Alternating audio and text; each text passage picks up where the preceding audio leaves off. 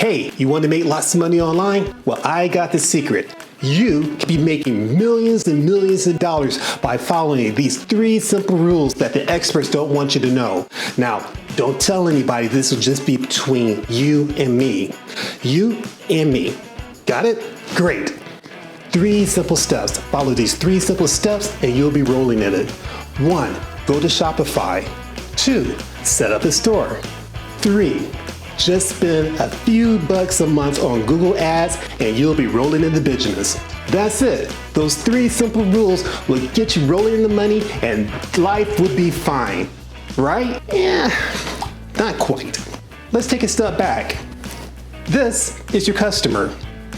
This is your product. This is your customer purchasing your product. The step from going from A to B is called the customer journey, and that's what we're going to talk about today. But first, please remember to give me a thumbs up, subscribe, and hit that notification bell. Why? Because it helps me out and there's more great content coming. Thank you.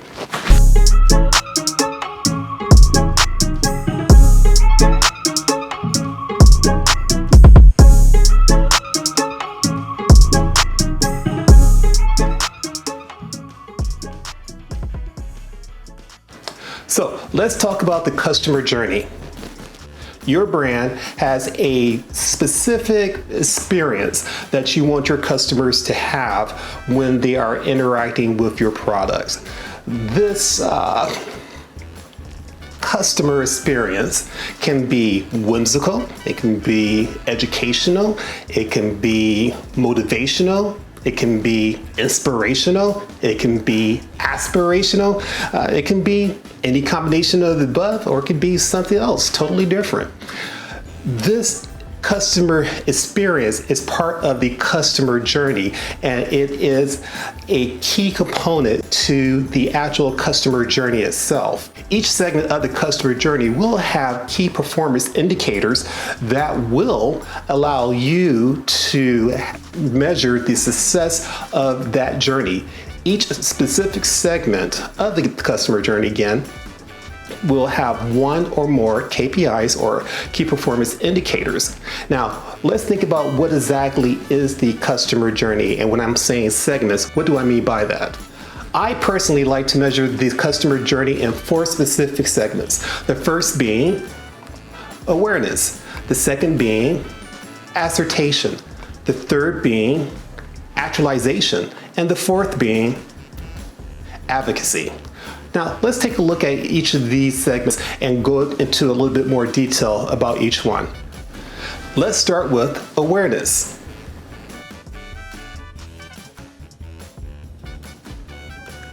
Awareness. Awareness would be the steps you take to gain the attention and interest of your customers. There's good news and bad news. The good news is that there has never been so many mediums to reach a prospective customer. The bad news is there has never been so many mediums to reach a prospective customer. The problem here is information and information overload. This double-edged sword of informational overload means that you need to get to the point as quickly as possible in the most interesting way possible. Be it online media, in-app advertising, branded social grooming, loyalty programs, or more traditional mediums like TV, billboards, print, radio, or the trusty word of mouth.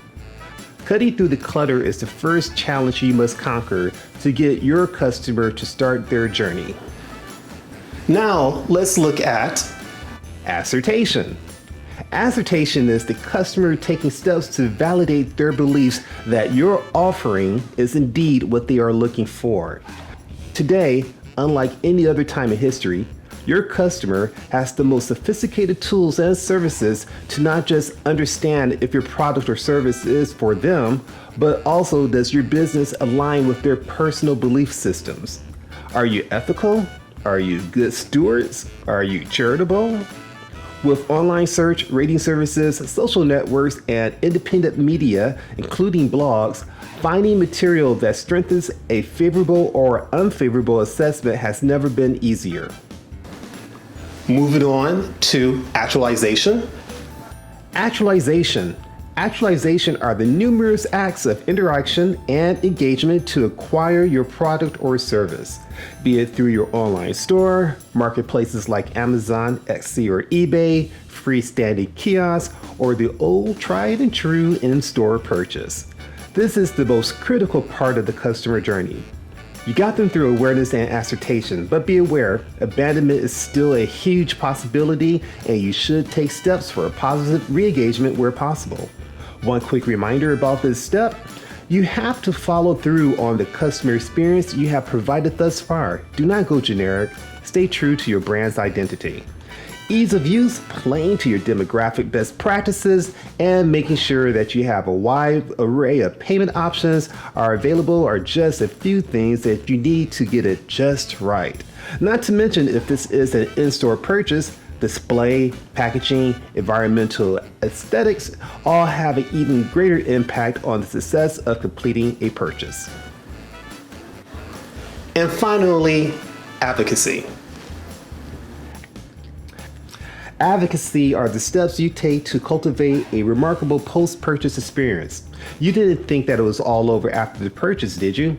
From timely customer support, easy returns, to encouraging product reviews and following up with a thank you campaign. Any area that is lacking will cause your customer to not make future purchases or provide valuable word-of-mouth recommendations or positive reviews on sites, social networks, and discussion boards.